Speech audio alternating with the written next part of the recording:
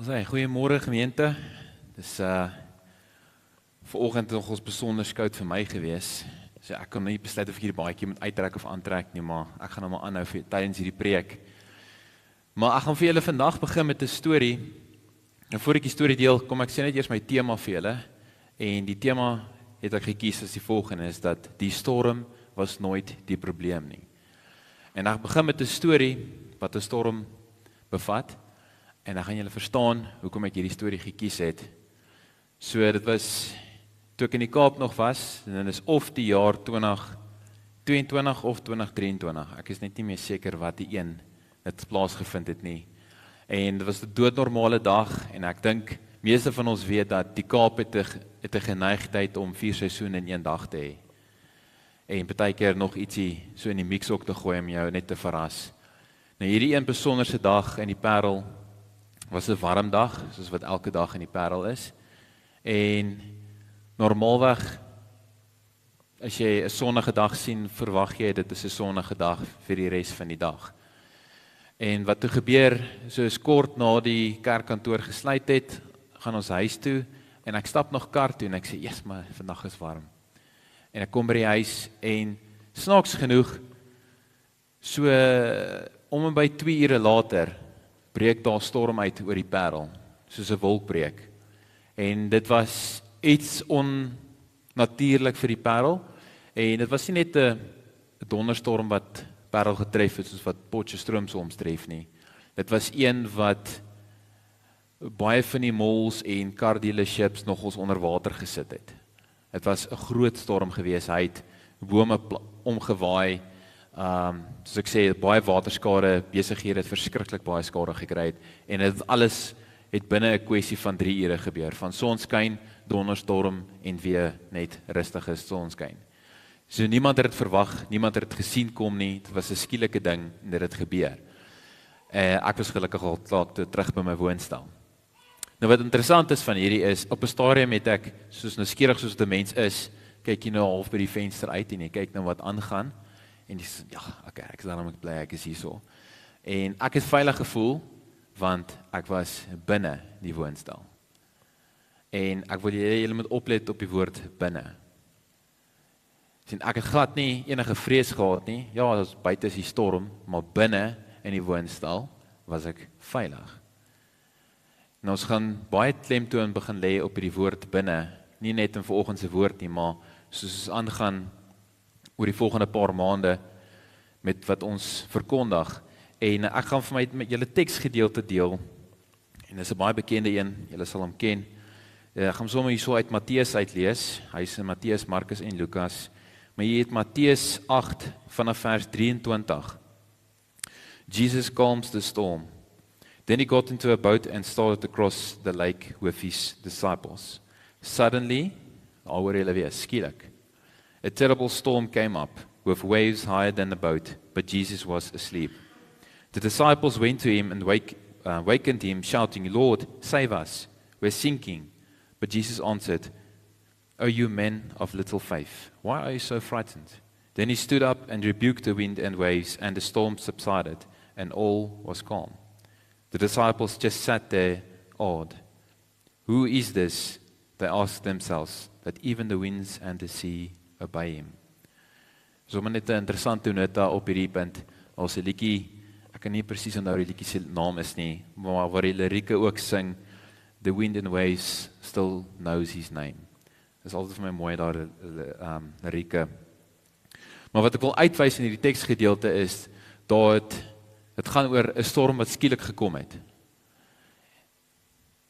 En dit gaan oor die storms wat ons partykeer het in ons eie lewens. Nie die fisiese storms nie, die emosionele storms, die sielkundige storms wat ons ervaar, daai ongemaklikheid in die hart, wat net nie kan rus nie. En dit is die storms wat partykeer in baie gevalle skielik opkom, en jy sit met dit, en jy weet nie hoe om deur dit te gaan nie, jy weet nie hoe om dit op te los nie, jy weet nie om te werk met dit nie.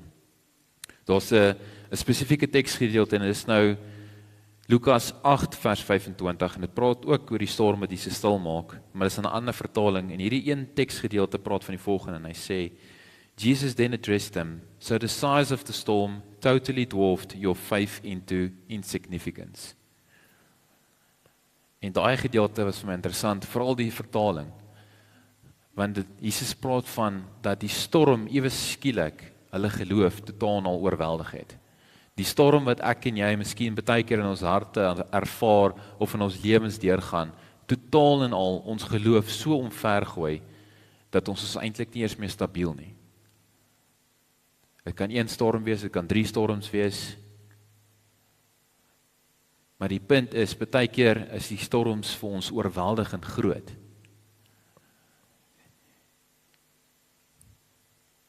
Maar nou wil ek iets doen wat ek hou daarvan om te doen, en is dit om so 'n bietjie terug te gaan in die Ou Testament in. En ek sien baie keer in die Ou Testament het die woord 'n geneigtheid om vir jou iets reeds te voorspel wat gaan gebeur in die Nuwe Testament, maar al reeds in die Ou Testament wat gebeur het. En dit is basies die storie van Noag en die ark. So God beveel vir Moses aan om 'n ark te bou, want daar gaan reën kom. Nou, Noag het geen manier om te weet wat reën is nie. Net so ook kan God vir jou baie keer sê dat daar gaan iets in jou lewe kom. Jy moet voorberei. Jy weet nie wat dit is nie. Maar wat ons baie keer doen, ons hak vas by die probleem. Ons kies om te sê, maar wat gaan kom? Wat is dit wat gaan kom? Wat is dit wat die storm is?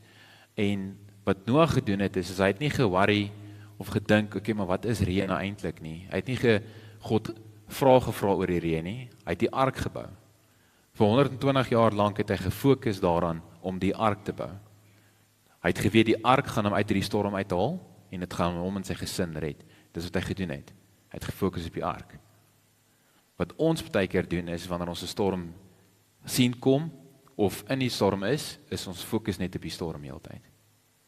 So wat die ark gedoen het, het is bo die water gebly. Die ark het nooit gesink nie. Die ark was altyd bo die storm, en die mense in die ark was veilig. Nou die ark is 'n skadubeeld van Christus. Christus het op die water geloop. Christus het die storm stilgemaak. En wat leer die woord ons? Ons is in Christus. Maar die uitdaging weer eens is, ons meet onsself aan die storm. En dan voel ons baie klein. Dis 'n probleem wat ons doen. We compare ourselves against the storm, and then we feel insignificant. Weer eens daai vertaling, die storm wat jou faith so insignificant skielik maak, want ons vergelyk onsself.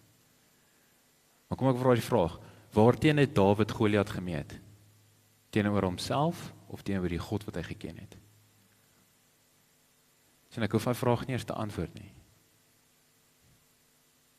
Sien, want hy het Goliat gemeet teenoor God, en toe ewe skielik was Goliat van baie klein. Maar die hele nasie Israel, God se nasie, meet Goliat teenoor hulle self, en hulle was bang. Ons praat van 'n paar 100 manne. Nou, ons is God se kinders.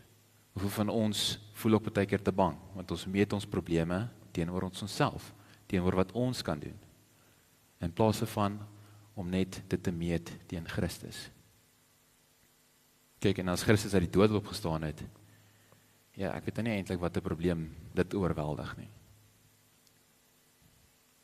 Maar ons meet onsself altyd teenoor die probleem, in plaas van om die probleem teenoor Christus te meet.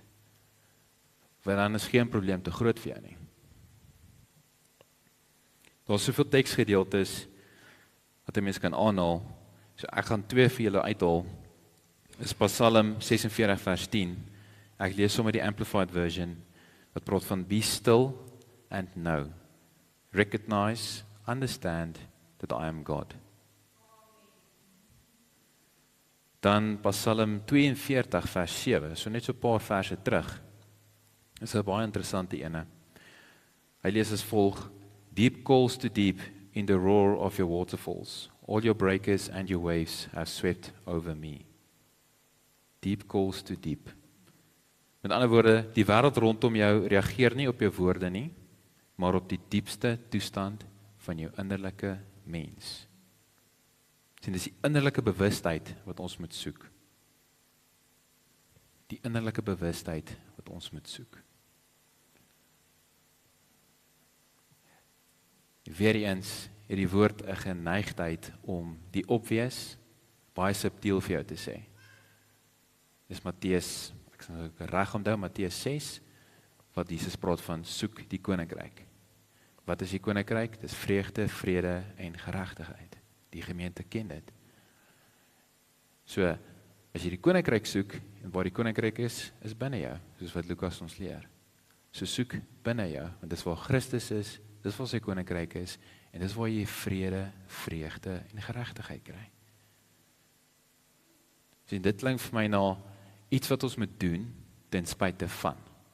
Soos wat die disippels op die bootjie was, die storm gesien het, hulle kyk na die storm en hulle raak bang, Jesus lê en slaap in die bootjie. Dieselfde storm, maar hy lê en slaap. Want Jesus vergelyk homself, of Jesus bepaal die toestand van sy lewe as gevolg van dit wat die binne aangaan. So nou kan die storms kom in my lewe. Die wat ek gesien kom het, die wat ek nie gesien kom het nie. En ek sal altyd voorbereid wees, want die koninkryk is altyd binne my, is altyd teenwoordig, en daar is altyd vrede, vreugde en geregtigheid. Sien, Noag moes 120 jaar lank gebou het, vir iets om hom veilig te kan hou. Ons kan net stil raak. Ek dink baie keer besef ons nie hoe bevoorreg ons is nie. Weet, meeste van ons gaan dalk nie eens leef tot 120 nie. Dis net die tyd wat hy moes gevat het om dit te kan bou, vir hom veilig te wees. En al wat ons hoef te doen, is om net stil te raak. Be still and know that I am God. So die storm was nooit die probleem nie. Dis wat die aangegaan het in ons hart. Dit was die vermoë om te kan stil raak wat ons verloor het oor tyd. So ek gaan vir ons afsluit deur te deel hoe ek aanbeveel of voorstel 'n mens kan stil raak. So heel eerste, sonder jouself af. Gaan kry vir jou 'n plek waar jy kan sit, waar jy voel vir jou die lekkerste is. Of dit nou buite in jou tuin is, of dit nou op jou bed is, langs jou bed. Waar ook al jy voel, jy die meeste rus kan kry. Dan vat jy 5 minute, en jy doen niks. Jy sit net, jy raak eers stil. Jy laat eers toe vir jou liggaam om rustig te raak. Jou gedagtes om te begin stil raak. Jy gaan ervaar dat die gedagtes is die moeilikste deel om stil te raak, stil te maak. So wat jy dan doen, is dan begin jy fokus op jou asemhaling.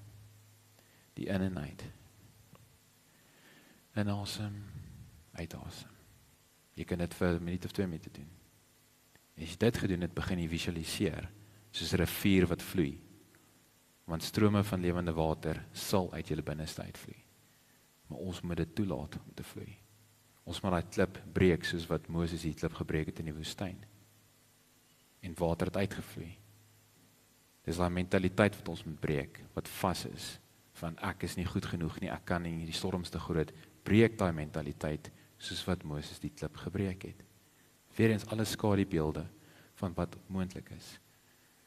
Dan as jy die rivier begin visualiseer, dit gaan jy agterkom, maar okay, rivier se water loop nogals, en dit is moeilik om 'n refleksie te sien in 'n rivier.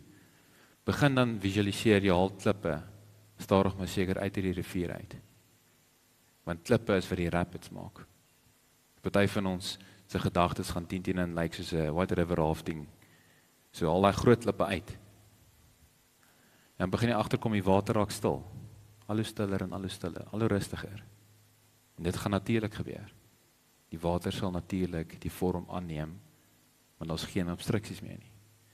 En wanneer die water stil vloei, sonder enige obstruksies, gaan jy 'n refleksie begin sien. En die refleksie wat jy moet sien, is die Christus in jou. En dis hier waar ek gaan eindig met die laaste stelling. En dis hierdie stelling wat jy moet raak sien in jou eie hart. En die stelling is as volg: ek is Christus in my. En as jy op daai punt kan kom, dan weet jy hoe om stil te raak, en jy weet presies hoe om die koninkryk te definieer. Want jy is deel van die koninkryk. Kom ons net so. Vader, U is vir ons so wonderlik goed, Here. Here, dat wanneer ons die woord kan begin openbaar en sien soos 'n legkaart, Here, die stukkies begin saamsit. Here, word dit vir ons so eenvoudig, Here. Waar die wêreld dit reg gekry het om ons te kondisioneer, Here, om te struikel en te sukkel met goed, Here. En ons so moeg te maak, dat selfs wanneer ons kerk toe gaan, ons voel nog steeds moeg, Here. Maar wanneer ons die geheim ontdek van die woord, Here, kan ons in enige omstandighede stil raak en ervaar ons die teenwoordigheid van God. Maar dit is altyd daar, maar ons is altyd bewus daarvan, Here. Dat ons bewus word van wie ons is, bewus word van die innerlike Christus in my, sodat ons kan word, Here, wie ons geskaap het om te word, want U het reeds voor die grondlegging van die aarde beplan, wie ons sal wees. En dat ons in daardie identiteit kan rus, dat ons in daardie teenwoordigheid kan rus. Soos wat Moses 'n brandende bos ervaring gehad het, kan ons dieselfde ervaring elke dag hê. Ons hoef nie te bou 120 jaar lank nie, ons kan net stil raak en weet, U is God. Amen.